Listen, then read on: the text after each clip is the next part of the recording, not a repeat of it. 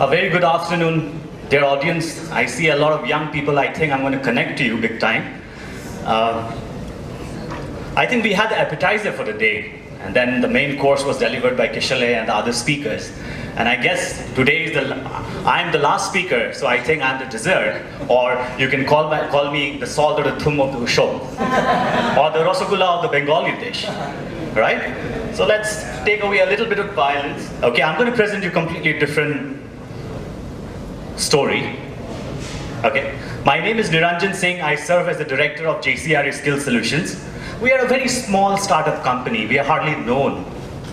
Okay, and I have given up the luxuries of London, Dubai, New Delhi, Mumbai, and I'm standing right in front of you, anchored here in Manipur, right at the battle place, trying to be an anchor for the youth community to guide them towards employment, employability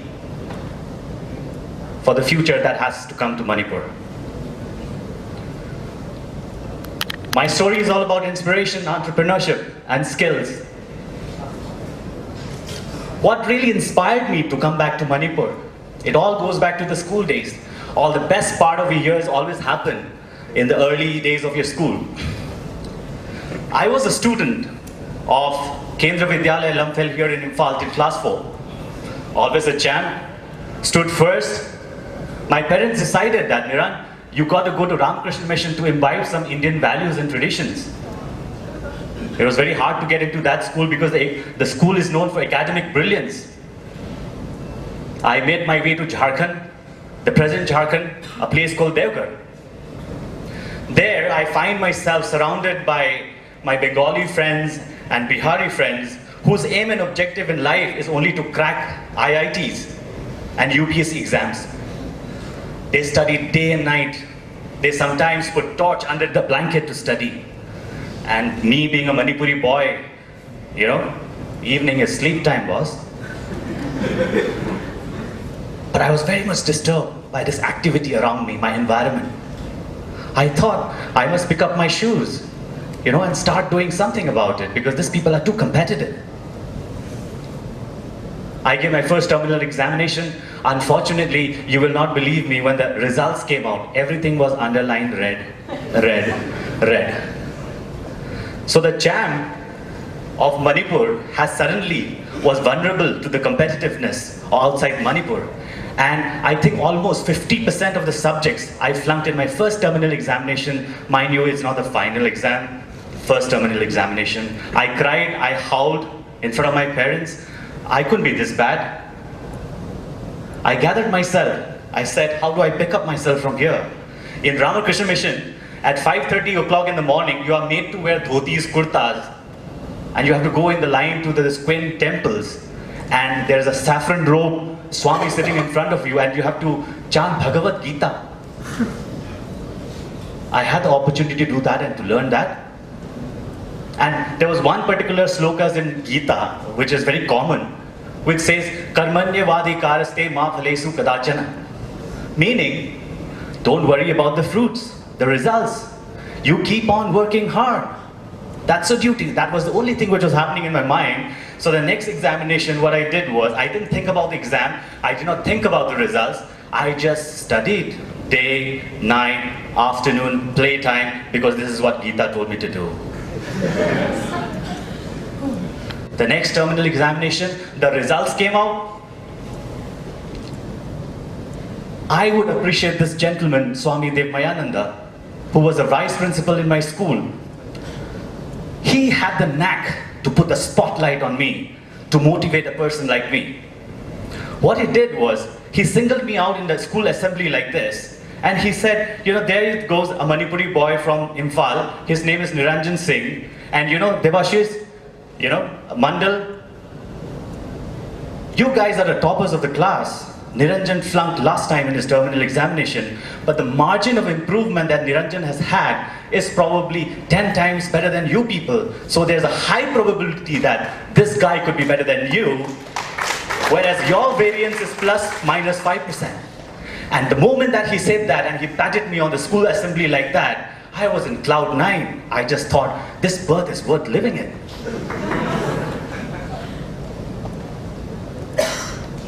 My dear friends, ever since that day, I swear on God, I never looked back. I said every damn thing is possible in this world only if you are good. Swami used to tell me a very simple thing. Niranjan, if you are good, you can do anything. That was my point of inspiration. Another point of inspiration was, I was in the first year of college in Kolkata University, and then we held an event, something very similar on the ground, on the lines of this I Valley. Shiva, some of our brothers here might know, Shiva once upon a time was a very expensive band from Kolkata. Everybody was a big fan. They were a fat ticket band. So we were a group of youngsters, and we said, okay, let's organize this concert. One of them said, it's very expensive. I said, we can do it. Why can't we do it? We didn't have a penny in our pocket. We generated all our revenues through ticket sales, and we made it happen. You know, it's a very simple story to you at the moment when I'm telling you, but during my entrepreneurial journey, it helps. When I look back, when I'm running out of fund to fund my venture, I always look back that if I could collect so much of money to pay to Shiva band when I didn't have a penny in my pocket, I still can go ahead with my venture and make this successful. Last but not the least, it's a very funny thing. Why have I would put this up as a point? It's not a point of celebration. Passing away of my father has been a source of inspiration for Niranjan. Can I call on this one? My father has always been my hero. He served in the Manipur Police Department for more than 36 years. He is a highly decorated police officer. He was also, to mention, the first Director General Police of Manipur, a Manipuri becoming the first DGP of Manipur. He retired in the year 2000, and in 2004, poor chap, he was a big fan of badminton. After 4 years after his retirement, one evening he was out to play baddie with his friends, and the bullets were sprayed on his cars. And it was on the fateful evening of 24th of April 2004, and I heard the news when I was in London. Just finished a meeting with CEO of Landmark Group, Mr. Miki Jagtiani, and I was on the River Thames. My hero was fallen. I was completely destroyed. I didn't know where to start from.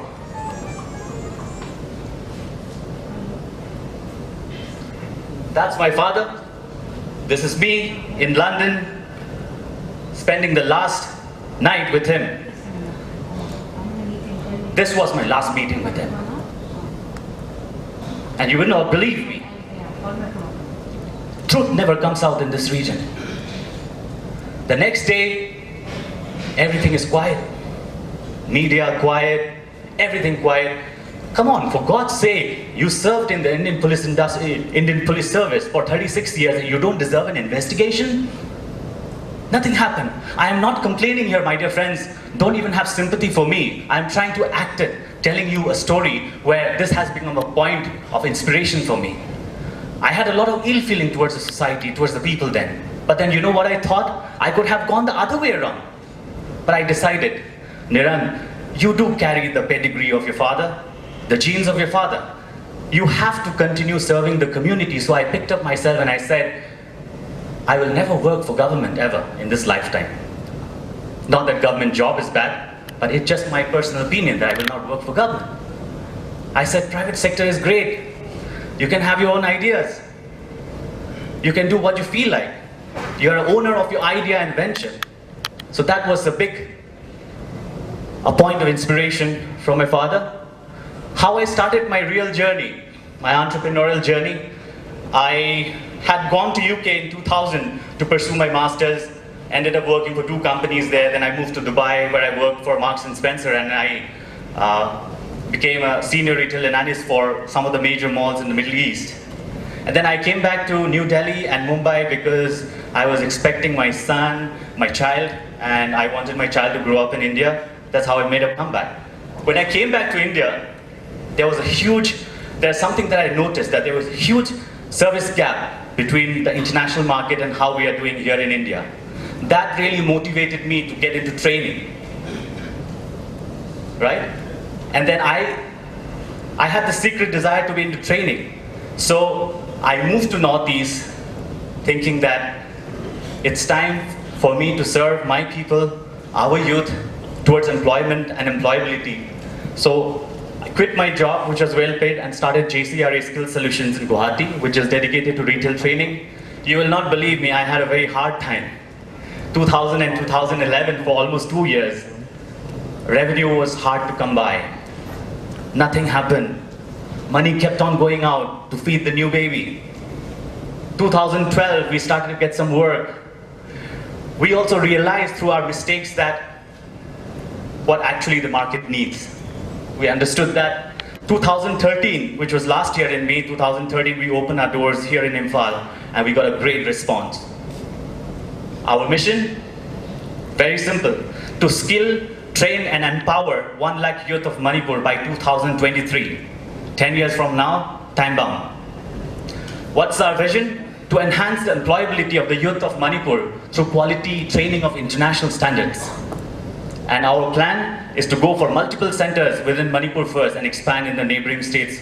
And our pitch to anybody who's into skill training is that our skill training is going to happen beyond Guwahati and Shillong. Lessons learned through entrepreneurial venture. Nobody wants to fund your venture except 3F. Family, friends and fools. Yeah? It doesn't matter sometimes. This point I've really felt in my life. It says that it doesn't matter what education or experience you may have or family background you may have. Somebody surely through the journey, somebody will ask you, what's your net worth, Niranjan? And it's really painful when you're just starting. People will doubt you. People will not believe in your project. People may write you off, but the trust and belief in your project will get you through. We made quite a few mistakes. It has been costly, but those mistakes act as the learning points for further journey. Interestingly, last but not the least, entrepreneurship is best felt while you're on it. When you are trying to fund your venture and you have a cost going on an everyday basis. You have to keep the boat floating in the turbulent water. There are a lot of bankers who have advised me that, Niranjan, why don't you adopt such kind of strategy? This is the way to go for funding. I have met business professors who would talk about entrepreneurship in the business classrooms. But then I have also seen them in a very shaky position when they have themselves donned the entrepreneurial hat.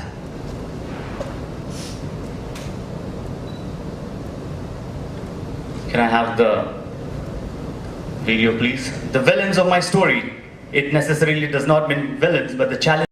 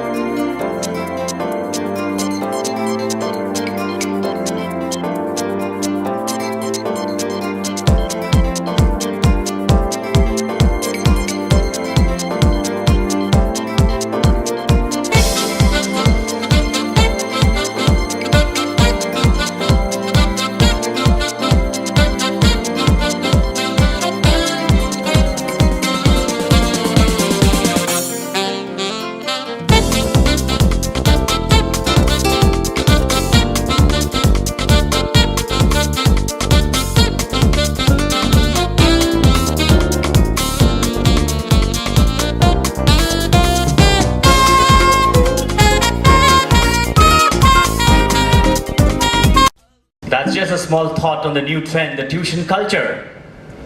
Every morning, every evening, you will see many vehicles, many two-wheelers, many cars transporting our students from tuition centers back home and so forth. So there you got it yourself.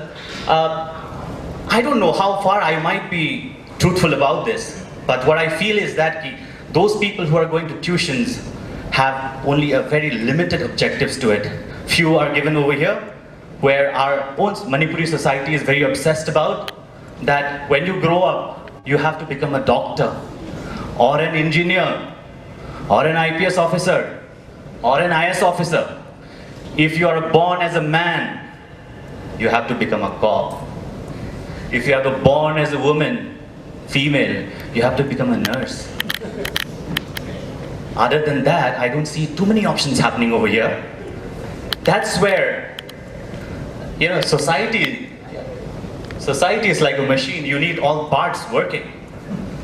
Society can't be run by a few of these professionals only. You need people like who are all these eminent speakers who are around here, who adds spice and function to the society. From journalism to bamboo to Model United Nations to bodybuilding to music, that is society.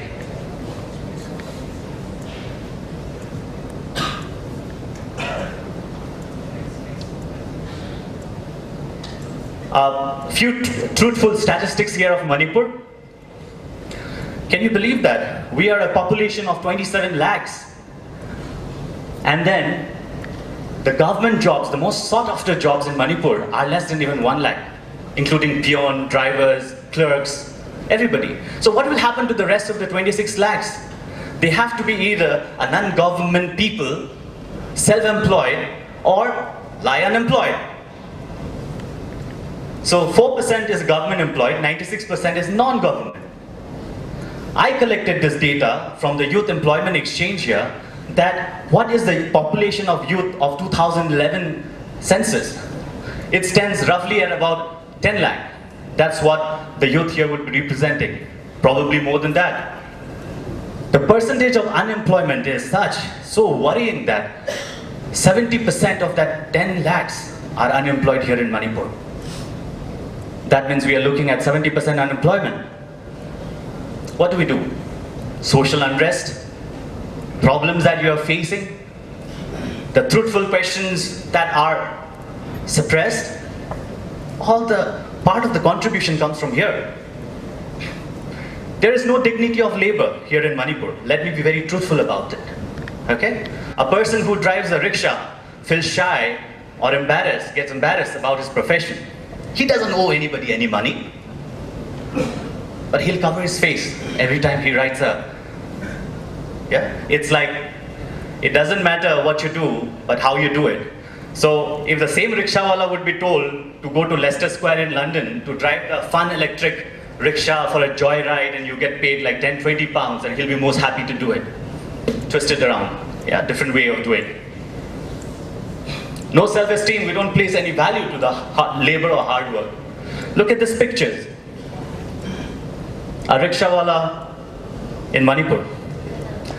This question I didn't know earlier, because my friends outside the state pointed out to me, and I was surprised, taken by surprise that, I really didn't observe because I'm a local lad, I keep on seeing it, but I just didn't realize. But 99% they will go like this. You will see cops, you'll see this.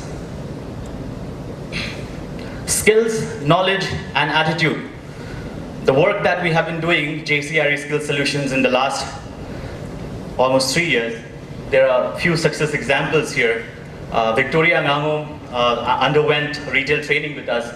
As of today, from being an unemployed girl, she works for Gas Jeans and she earns around 14Ks per month from being unemployed. This is the kind of work that we derive a lot of satisfaction and we feel proud to do such things. Maneksho is present in this crowd, I know that. Maneksho is a bachelor's in engineering. Amaitei chap. He came to us and he said, I didn't do engineering on my own wish. My parents forced me to do it. So as of today, he has finished engineering, but he's confused. So who will guide such youth? Who are going to counsel such youth? There's a lot of direction, a lot of counseling needed to our youth here. Deepu Limbu, you know what he was? He's a very good looking lad. He used to be a wall painter. We recruited him and gave him a job at Levi's store here in Imphal. Post that, now he has become a cabin crew in Jet Airways base in Mumbai now. These are a few little success stories that we feel proud about doing here in Manipur. Why skills? Skill development. For the last 15 years, I have not heard our government talking about skill development, whereas all around India, everybody is going gung-ho over skill development, from Gujarat to Maharashtra, from Assam to Meghalaya, to our neighboring Nagaland to some extent. We have been so quiet on this. Are we not interested? Don't we know how to spot the trend? We are scared of newness, right? We want to do the old same thing again and again. There's a very important mandate from the government of India. 500 million skilled workforce is needed by 2022. India will have the highest young population in the entire worldwide, and we will become the global exporter of talent. National Skill Development Agency, right under Prime Minister's office, overlooks the whole skill development program in India. National Skill Development Corporation, PPP mode, has been doing a lot of work which we are not aware of here in Manipur. Modi government recently gave an approval on NETA, National Employability through Apprentice Program. Now, you know what you can do through NETA? From 3 to 24 months, you can maybe work for Classic Hotel without attending colleges, right? Because you want to make a career in hospitality. So you will work with Classic, or you will work with any micro or medium enterprises here in Manipur, and you will gather credits towards your degree program, right? Yeah. So the problem with Manipur is that our academia, as well as our government, are so inactive towards understanding this.